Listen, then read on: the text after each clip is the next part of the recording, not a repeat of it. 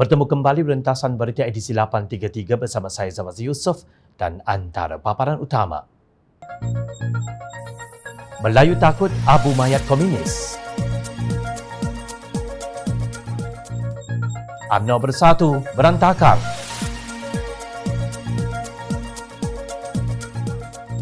Parti dan pelarian isu yang perlukan penyelesaian tuntas. Keadilan apa yang ditegakkan oleh kerajaan Tebuk Atap?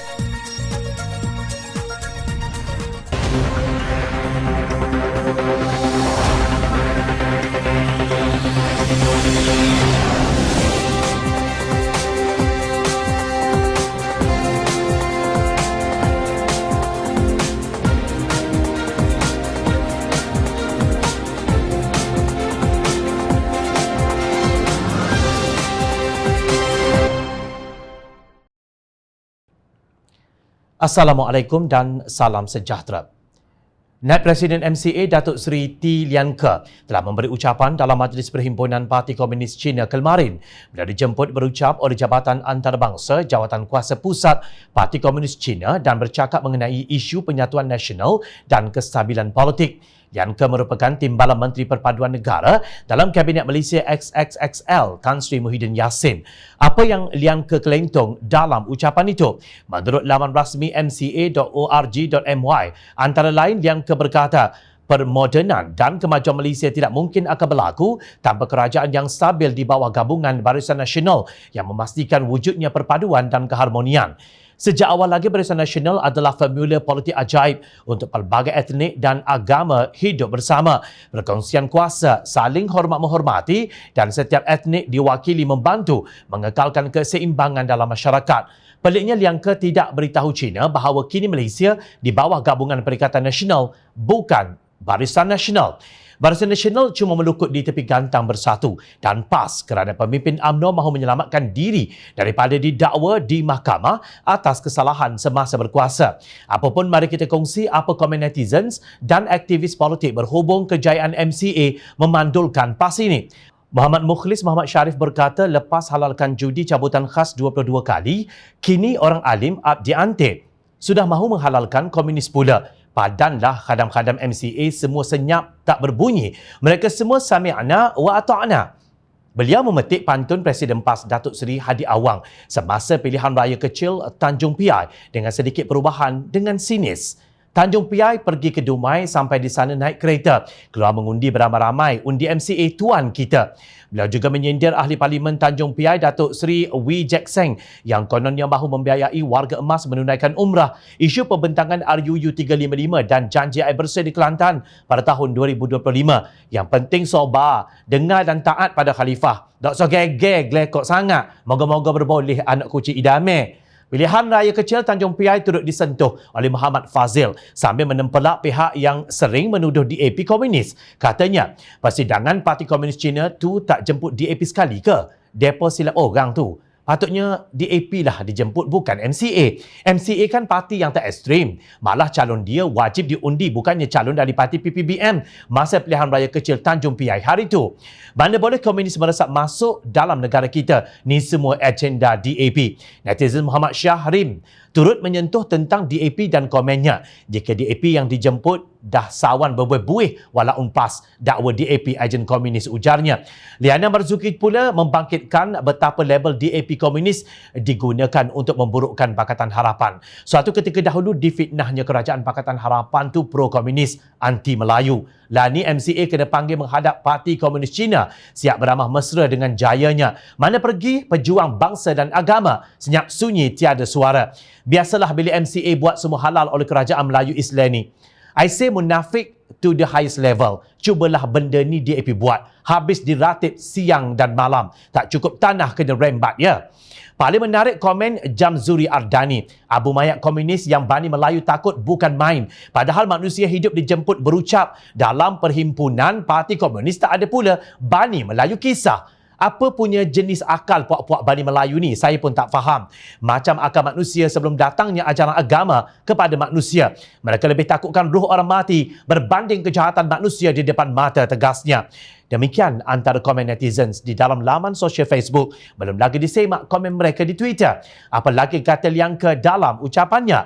Beliau berkata MCA dengan bangganya telah memainkan peranan aktif dalam menjaga hubungan Malaysia-China yang kuat selama 4 dekad yang lalu. Dan yakinlah kami akan terus melakukannya untuk membantu negara kita maju bersama. Nah, MCA mengaku mereka yang membina hubungan dengan China Komunis selama 40 tahun, bukan DAP. Sejarah mencatatkan Parti Komunis Malaya digerakkan semula pada tahun 1968 yang bertujuan untuk merampas kuasa dengan menggunakan kekerasan. Mereka kalah dan perjanjian Hat Yai ditandatangani pada 2 Disember 1989 di antara Kerajaan Malaysia dengan Parti Komunis Malaya. Dengan perjanjian ini bererti perjuangan Parti Komunis Malaya berakhir 32 tahun yang lalu. Tapi MCA mengaku berperanan aktif dalam hubungan Malaysia-China selama 40 tahun. Malah sejak tahun 2013, MCA begitu teruja mahu Abu Mayat Setiausaha Agung Parti Komunis Malaya, Chin Peng, dibawa masuk ke Malaysia. Katanya demi menghormati perjanjian Hat Yai, demikian gesaan naib Presiden MCA ketika itu Gan Ping Siu. Adakah MCA masih mahu menyambung legasi Chin Peng setelah Abu Mayatnya ditabur di Malaysia?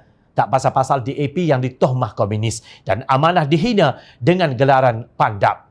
Apa jadi pada kaca teropong ajaib Hadi Awang yang putih bersih sehingga dapat melihat semua warna yang sebenar tanpa tersilap? Nampak tak wayang MCA? Bukan lagi satu rahsia, UMNO kini sedang berantakan sesama sendiri antara pihak yang mahu terus bekerjasama dengan Bersatu dan kelompok yang sebaliknya. Dalam pada itu ada pula kelompok yang menyokong Datuk Seri Anwar Ibrahim dan ada yang nak berdikari. Ada juga kelompok yang mahu bersama PAS dalam muafakat nasional dan ada yang sinis terhadap PAS. Maka mereka berantakan, ada yang ketara, ada yang sepoi-sepoi bahasa. Yang ketara itu nampaknya mahu menyingkirkan Datuk Seri Zahid Hamidi sebagai Presiden UMNO. Malah ada pemuda yang dilaporkan berteriak mendesak Zahid Hamidi berundur. Namun yang lebih menarik ialah berantakan yang merentasi sempadan UMNO yang telah mencapai tahap lebih tinggi. Pada 19 Februari lalu, Ahli Majlis Tertinggi UMNO Datuk Dr. Puan Zarkasi mengesahkan bahawa beliau telah menerima Letter of Demand atau LOD daripada Peguam Tan Sri Muhyiddin Yassin yang mahu mengambil tindakan saman 10 juta ringgit terhadap beliau. Dalam hantaran di Facebook, Puan berkata, sebagai individu yang dijamin kebebasan bersuara, beliau tidak akan benarkan dirinya dibuli oleh Muhyiddin seperti mana UMNO dibuli. Beliau enggan memohon maaf dan menyatakan tidak perlu memadam posting dalam Facebooknya mengenai Perintah Kawalan Pergerakan PKP 2.0. Justru saya memilih ke mahkamah. Ini akan memberi peluang kepada saya untuk bersama rakyat yang membantah amalan antara dua darjat dalam isu kuarantin, kata Puan. Beliau menyatakan bahawa dirinya dituduh memfitnah Perdana Menteri. Sedangkan saya hanya bertanya dan meminta penjelasan. Kalau itu pun disaman, maka amat wajar saya melawan di mahkamah, ujarnya. Pada 9 Februari lalu, Puan dalam satu kenyataan di Facebook berkata, rakyat perlukan penjelasan kenapa Menteri Kesihatan Datuk Seri Dr. Adham Baba mengumumkan semua menteri balik bertugas dari luar negara tidak perlu kuarantin 10 hari. Mereka terkecuali dari Seksyen 15 Akta 342. Kuarantin cuma 3 hari. Arahan Ketua Pengarah Kesihatan di bawah Akta 342 kena overrule. Kalau tidak mahu dikuarantin, apa perlunya keluar negara? Kalau setakat mahu bincang laluan hijau, elok guna sidang maya sahaja. PKP sudah jadi antara dua darjat, sindirnya. Beliau berhujah bahawa peraturan kuarantin 3 hari untuk menteri dibuat tergesa-gesa dan ia isu kepentingan awam yang perlu ditanya dan dipersoalkan. Ini kerana dalam artikel 8 Perlembagaan Persekutuan disebut dengan jelas rakyat berhak mendapat layanan yang adil dan saksama. Maka apakah kuarantin 3 hari tidak bertentangan dengan artikel 8. Beliau melihat tindakan saman ini bertujuan untuk menutup mulut dan menakutkan para pengkritik. Saya tidak berganjak, tegasnya. Dalam hantaran terkini, beliau turut menyindir. Rupanya dalam bab saman tidak timbul isu antara dua darjat. Satu hari nanti tidak mustahil akan ada nelayan, penoreh atau pemandu Grab yang akan disaman oleh Perdana Menteri. Nampaknya Puan sangat rajin memprovokasi Muhyiddin.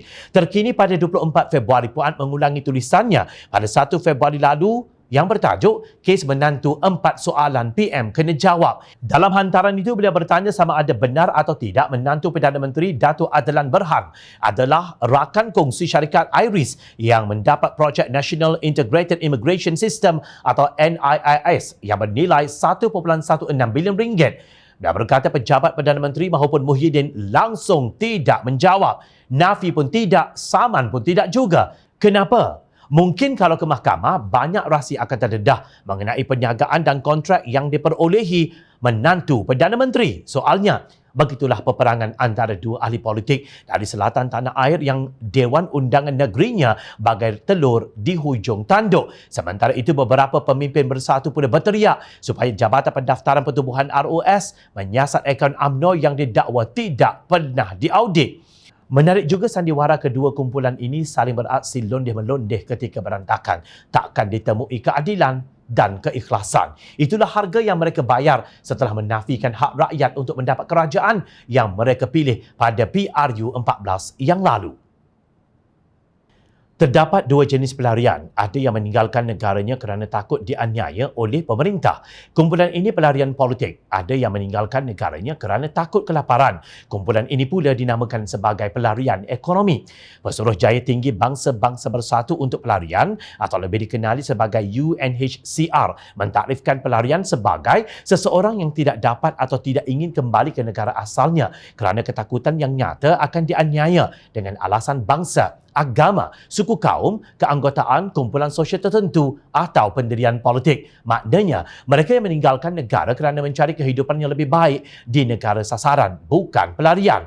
Pelarian ditakrif dan dilindungi oleh Undang-Undang Antarabangsa. Konvensyen Pelarian 1951 merupakan dokumen utama merujuk kepada pelarian. Sudah tentu apabila tiba di negara yang mereka sasarkan atau negara tuan rumah, mereka digelar pendatang tanpa izin atau parti. Tidak kira sama ada mereka pelarian politik maupun ekonomi. Inilah yang menjadi beban kepada negara tuan rumah kerana wujud kesukaran untuk mengkategorikan kedudukan pelarian. Mahkamah Tinggi Kuala Lumpur dilaporkan mengarahkan kerajaan menangguhkan sementara pelaksanaan tersebut atas permohonan Badan Bukan Kerajaan NGO Amnesty International Malaysia dan Asylum Access Malaysia.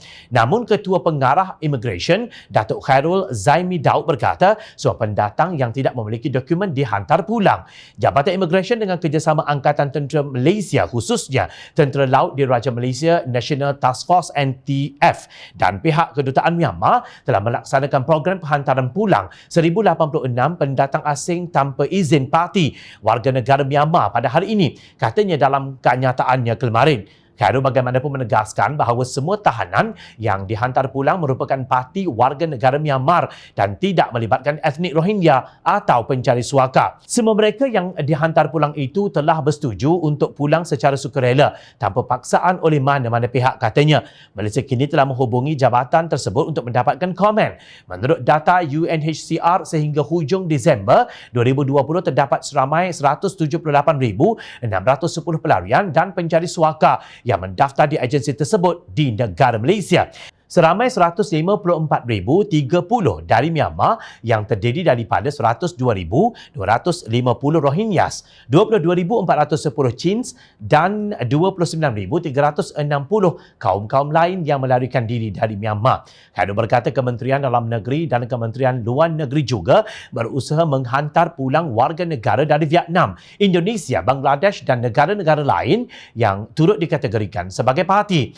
Pada tahun 2019, Berita Harian melaporkan NGO Sekretariat Khidmat Imigran atau SKI berpendapat warga asing yang berstatus parti di negara ini melebihi jumlah pekerja asing yang memiliki dokumen dan permit sah. Berdasarkan statistik NGO itu pada tahun 2014, lebih 6.7 juta pekerja asing bekerja dalam pelbagai sektor terutama pembinaan dan peladangan dan daripada jumlah itu hanya 2.1 juta mempunyai permit. Bermakna ketika itu ada lebih 4.6 juta warga asing bekerja secara tidak sah di Malaysia, lapor Berita Harian.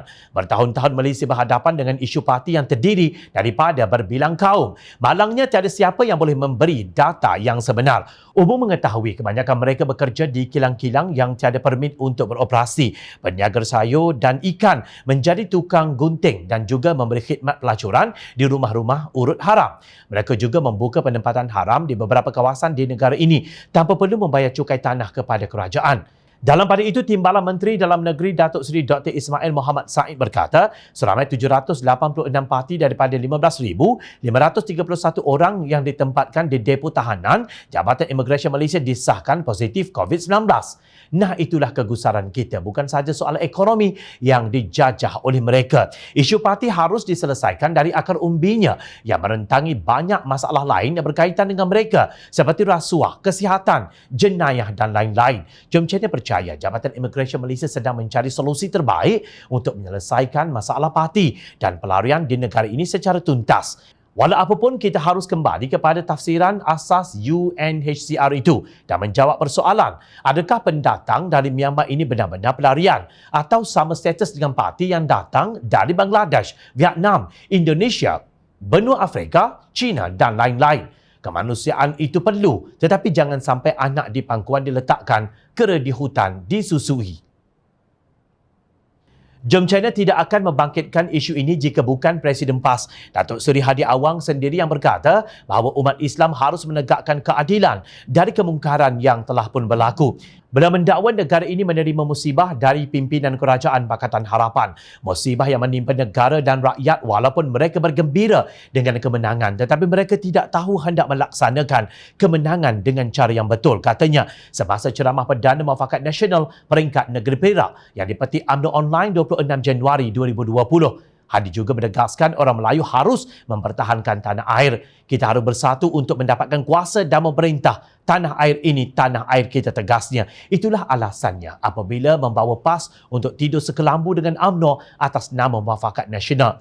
Kini mereka sudah memerintah menerusi rampasan kuasa Langkah Sheraton setahun yang lalu. Namun kita nampak dengan bukti nyata kegagalan kerajaan temu atap ini. Gagal dalam menegakkan Islam dan gagal dalam melonjakkan ekonomi negara. Untuk gerombolan yang masih tidak sedar, inilah hakikatnya. Sekali lagi, Jom Channel mengingatkan, Persidangan Bangsa-Bangsa Bersatu mengenai perdagangan dan pembangunan UNCTAD dalam laporannya pada tahun 2020 berkata, pelaburan langsung asing Malaysia mengalami penguncupan sebanyak 68% berbanding penguncupan purata rantau ASEAN 31% dan global 42%. Fitch Rating menurunkan penarafan keuangan untuk Malaysia dari A- kepada BBB+ yang secara tidak langsung akan menyebabkan lonjakan terhadap hutang negara. Indeks Persepsi Rasuah CPI Malaysia bagi tahun 2020 merudum jatuh ke tangga 57 daripada 180 negara berbanding tangga 51 pada tahun 2019.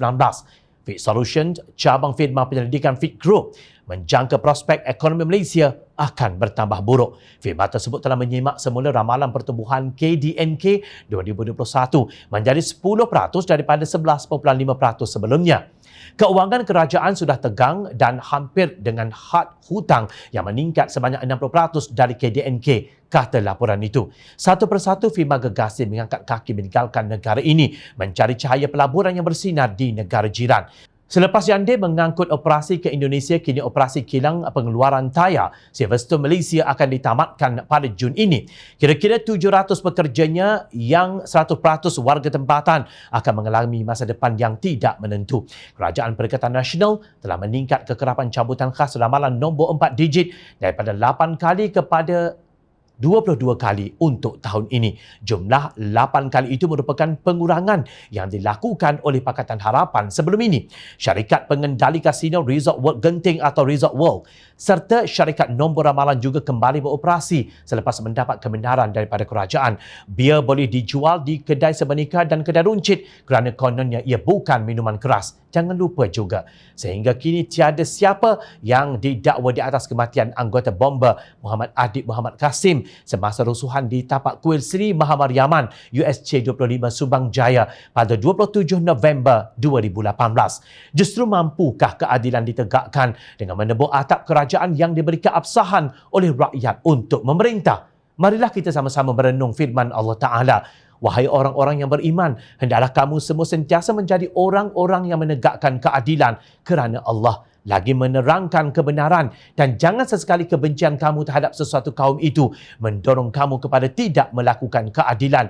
Hendaklah kamu berlaku adil, yakni kepada sesiapa jua, kerana sikap adil itu lebih hampir kepada takwa, dan bertakwalah kepada Allah. Sesungguhnya Allah Maha mengetahui dengan mendalam akan apa yang kamu lakukan. Surah Al-Ma'idah ayat 8. Sesungguhnya rakyat sentiasa ingat dan sentiasa memerhati. Teruskan bersama kami di Jom China dan layar reporter jomchina.net untuk mendapatkan berita politik tanah air. Saya Zawazi Yusof, terima kasih untuk perhatian anda. Assalamualaikum, salam sejahtera, jumpa lagi.